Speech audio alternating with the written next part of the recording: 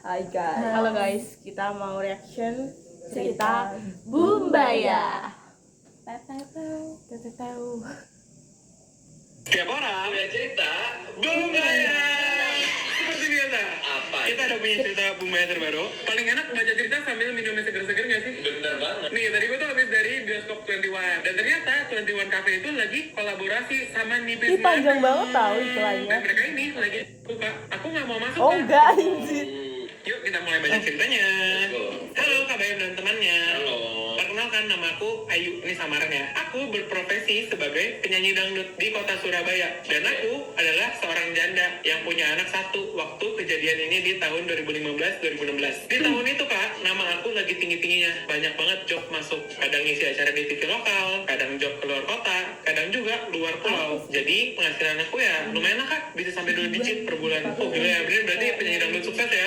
Niatku di tahun itu, aku mau ambil mobil baru Kak. Disitulah aku berkenalan dengan seorang cowok, panggil aja dia Arif, nama samaran. Dia ini adalah sales mobil yang aku mau beli itu. Dari situlah Kak awal kedekatan aku sama dia. Dia tanya nih soal statusku, udah ada pasangan atau belum. Dan waktu itu aku emang lagi jomblo Kak. Dia bilangnya papahnya dia adalah yang punya beberapa SPBU di Surabaya. Dia ngejelasin tuh Kak secara detail, dari cara pengisian tangki, kisaran laba ruginya SPBU, bahkan sampai gaji karyawannya pun dia bisa breakdown gitu loh. Jadi dia kerja di sales itu cuma kayak disuruh papanya aja, dia tahu gimana sih rasanya hidup susah, katanya gitu. Aku ngomong tuh Kak sama dia, kalau memang kamu serius sama aku, monggo bilang aja ke bapak ibuku. Dan hari itu juga dia ngomong Kak sama bapak dan ibuku kalau dia mau serius nih dalam hubungan ini sama aku. Aku pun kaget dong saat itu, kok tiba-tiba banget. Tapi mungkin ini yang namanya jodoh, katanya. Besokannya dia langsung ngomong Kak sama aku kalau aku nggak boleh kerja lagi, biaya hidupnya dia semua yang tanggung. Jadi aku boleh ngejob, cuma ngehabisin job yang udah keburu masuk aja. Di situ dia juga ngehapus semua kontak teman-teman, bahkan saudara aku yang cowok. Bahkan sosmedku juga sampai dipegang juga sama dia. Ini juga ya, mau saya save ya. Peristiwa pertama nih Kak, suatu hari dia nganterin aku ngejob nih Kak, siang-siang tuh pulangnya. Aku ketiduran dong di mobil, bangun-bangun aku di dalam parkiran hotel.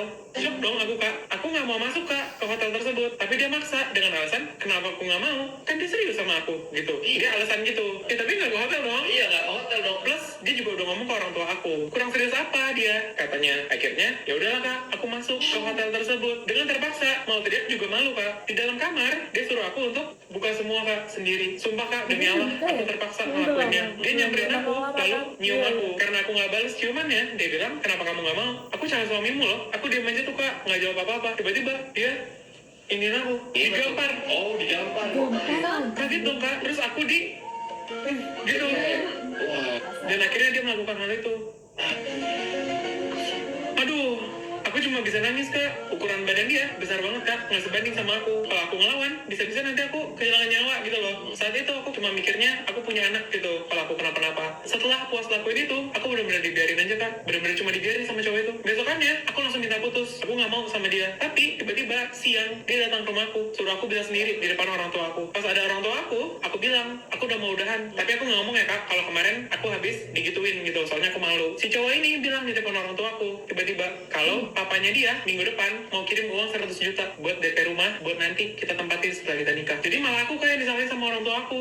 Oke, disogok gitu loh. Terus dia nyuruh orang tua aku yang nyari rumahnya biar sesuai tipe orang tua aku aja. Dulu lah Kak, orang tua aku kelihatannya baik banget nih cowok. Aku cuma diem Kak, dan pas pulangnya cowok itu minta maaf sama aku. Beberapa minggu kemudian diajaklah aku makan dan nonton di salah satu mall di daerah tersebut. Setelah nonton, aku diajak nih ke salah satu stand yang dulunya kantor dia, kerja sales mobil juga di tempat itu. Aku tunggu di luar Kak, karena kantornya sepi. Tapi disuruh masuk sama dia. Pas di dalam, tiba-tiba aku dibekap Kak, sampai susah nafas. Pundak aku digigit, badan aku dikekep. Bener-bener dia ngelakuin itu Kak di atas lantai, tanpa alas apapun. Langsung keramik, sakit kan katanya. Udah puas, cepet-cepet dia nyuruh aku keluar. Terus dia kunci lagi kantornya. Pulangnya dia minta maaf lagi ke aku, udah ngelakuin hal itu. Karena dia ngerasa, katanya, salah kamu. Soalnya kamu gak nunjukin kamu pengen sama aku. Apa?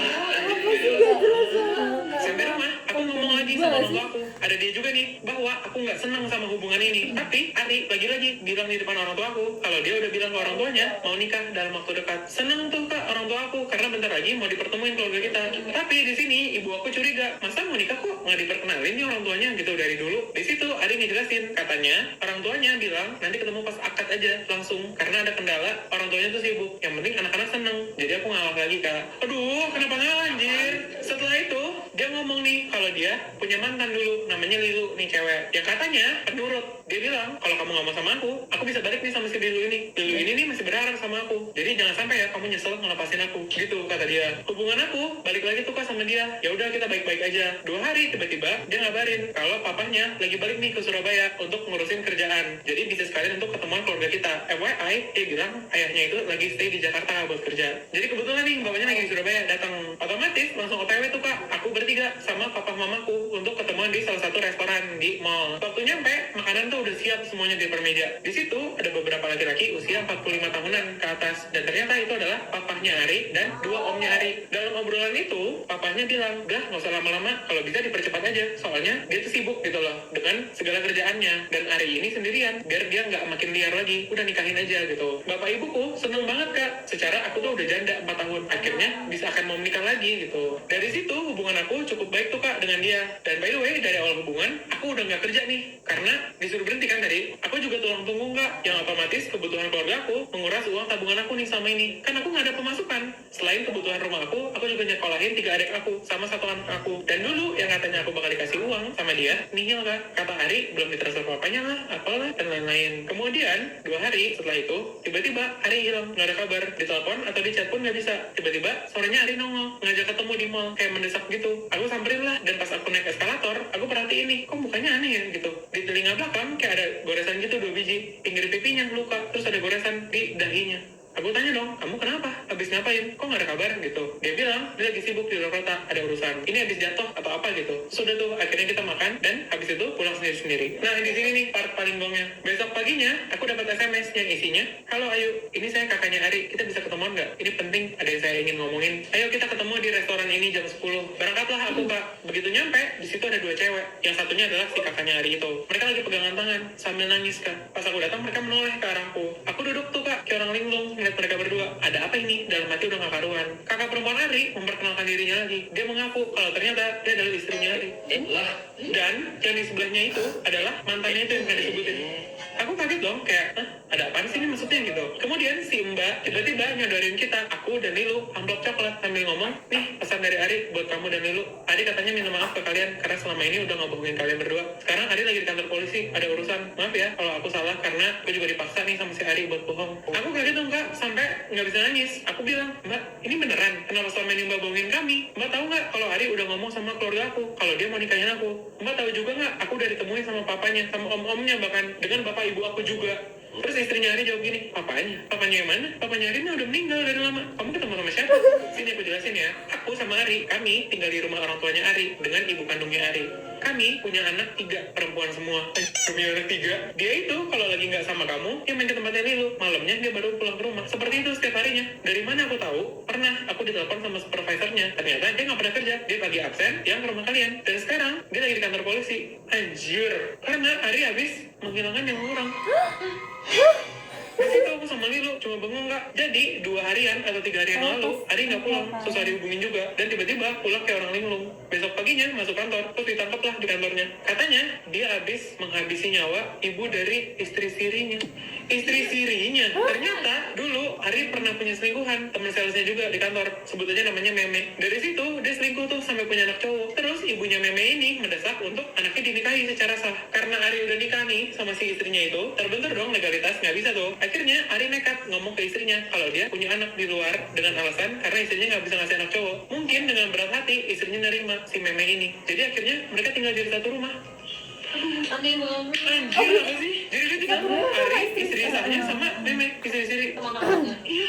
Karena mungkin dilihat istrinya malah nerima dengan baik, Meme ini jadi segan. Akhirnya Meme keluar dari rumah itu dan balik lagi ke keluarganya. Ari terdesak tuh Kak. Akhirnya istrinya diceraikan meskipun mereka masih tinggal dalam satu rumah. Tapi Meme udah nggak mau lagi dinikahin sama Ari. Dan karena Ari juga nggak ngasih nafkah, jadi Ari nggak boleh ketemu sama anak cowoknya beberapa tahun. Dan 3 hari lalu itu tiba-tiba Ari kepikiran kangen untuk minta ketemu sama anaknya yang cowok itu. Dan dia ingin menikahi Meme secara sah. Tapi ibunya Meme menolak karena selama mereka pisah, Ari nggak pernah ngasih nafkah dan terjadilah Kak penghilangan nyawa itu.